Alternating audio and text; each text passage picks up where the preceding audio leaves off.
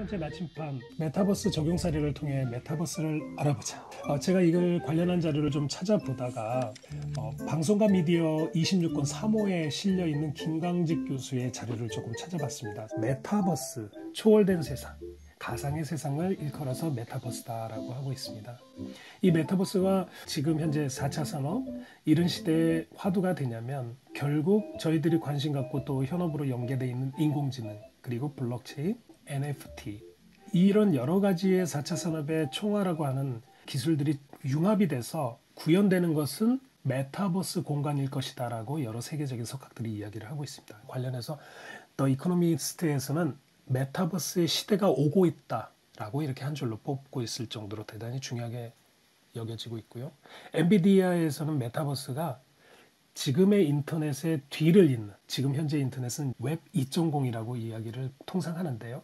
아마도 메타버스가 웹 3.0, 새로운 인터넷의 대안이 되는 공간, 가상현실 공간이 될 것이다 라고 예측을 했습니다. 그리고 와이어드에서는 우리 인간들의 매개가 되는 커뮤니티, 소셜 허브가 앞으로 미래 세계에서는 메타버스에서 될 것이다 라고 이렇게 예견을 한 바가 있고요. 메타라고 사명을 개칭한 페이스북 같은 경우에는 가상현실 호라이즌이라고 이미 이제 그게 출시를 해서 테스트 버전도 이미 지나갔고요. 범용적으로 이 공간들을 활용하기 위한 여러 가지 테스트들이 지금 이루어지고 있습니다. 이 마크 저커버그는 이제 페이스북은 이퀄 메타버스다. 거기에 중점을 두고 있다라고 이야기를 했던 부분이고요. 자, 그러면 메타버스의 유형을 크게 보면 크게 두 가지 정도로 나눕니다. 그러니까 하나는 어떤 시뮬레이션 하는 공간이 되고요. 하나는 하나의 말하자면 이제 가상 공간, 증강현실 이런 개념의 두 가지 축으로 보는데요. 크게 네 가지로 딱 구분을 합니다.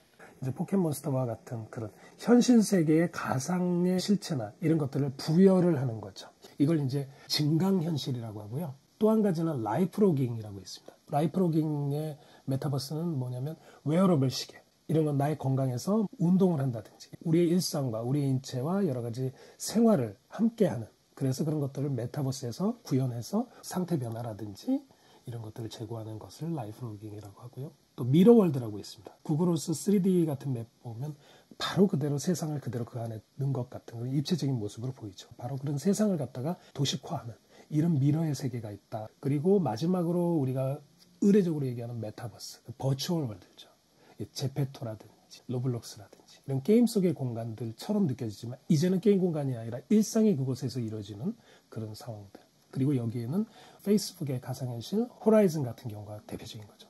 호라이즌은 어느 정도까지 발전을 했냐면 그 메타버스에서 들어가서 보았을 때 실제 내가 사무실에서 일을 보는 것과 이렇게 괴리감을 최소화했습니다. 그리고 내가 지금 책상 위에서 타이핑을 한다든지 이런 컴퓨터 환경들이 그대로 호라이즌 안에 들어갈 수가 있습니다. 그러면 유진님과 한국에 있는 저와 세계 여러 곳에 있는 사람들이 미팅을 할 때 지금으로서는 할 수 있는 부분이 줌 미팅 정도죠. 얼굴을 보고 이야기하고.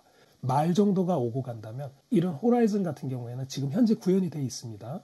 내가 갖고 있는 컴퓨터, 내가 갖고 있는 노트북의 화면, 그리고 내가 갖고 있는 여러 가지 펜들 이런 것들이 바로 그대로 투영이 돼서요. 마치 나의 사무실이 그 호라이즌 안으로 딱 들어가 있는 듯한 그래서 테이블과 의자가 다 있습니다. 그리고 그 호라이즌 안에서는 앞에 화면 속에서 실제로 나의 노트북을 마치 줌에서 보여주는 것처럼 그래갖고 나의 아바타가 거기서 설명을 하고 질문하고 이런 단계까지 현재 페이스북까지는 와 있는 거죠. 그래서 상당히 대단합니다.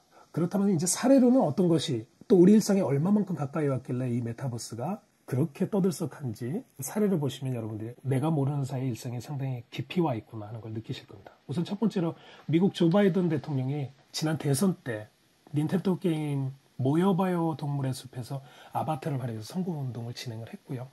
그리고 LG전자 같은 경우에는 미국 카네기 멜론대와 함께 운영하는 교육 프로그램의 사내 수료식을 실제 공간을 카네기 멜론대 캠퍼스와 LG 트윈타워를 가상 공간에 조성을 해갖고 실행을 한 적이 있습니다. 미국 본사와 한국 지사들을 이렇게 공간 투어를 하게끔 그리고 그것들을 인증해서 수료증을 받게끔 하는 이런 메타버스가 실제로 적용이 됐고요. 그리고 여러분들 뭐 매스컴에도 많이 나왔지만 로블록스와 구찌 가방 로블록스에서 구찌 가방이 35만 로벅스에 판매됐는데 이게 실제 현실에서 같은 모델을 판매하는 가격보다 훨씬 비싸다는 거죠. 현실에서 판매하는 건 3,400달러거든요. 근데 4,115달러니까 약 한 700여 달러 정도 더 비싼 거죠. 바로 이런 것들이 가상 공간에서 실제로 물건이 사고 팔고 재판매되고 있다라는 것이죠. 그리고 마지막으로 로블록스와 포트나이트, 제페토 같은 일반적으로 이제 플랫폼에서 판매하는 아이템들을 구매하도록 이제 서비스 제공자 중심에서 이게 판매가 됐었는데요.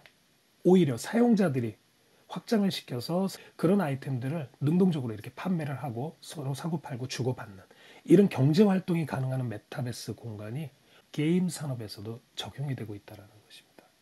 바로 이런 것처럼 여러분들이 이런 사례를 통해서 우리 메타버스가 나의 세상, 내가 생각하는 공간 속에 상당히 많이 깊게 들어와 있구나 하는 거 좀 느껴보실 수 있을까요?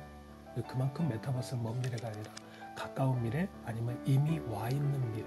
그렇다면 그것에 대해서 우리가 좀 더 깊이 있게 알아보고 능동적으로 관련한 것들을 좀 짚어볼 필요가 있다고 생각합니다.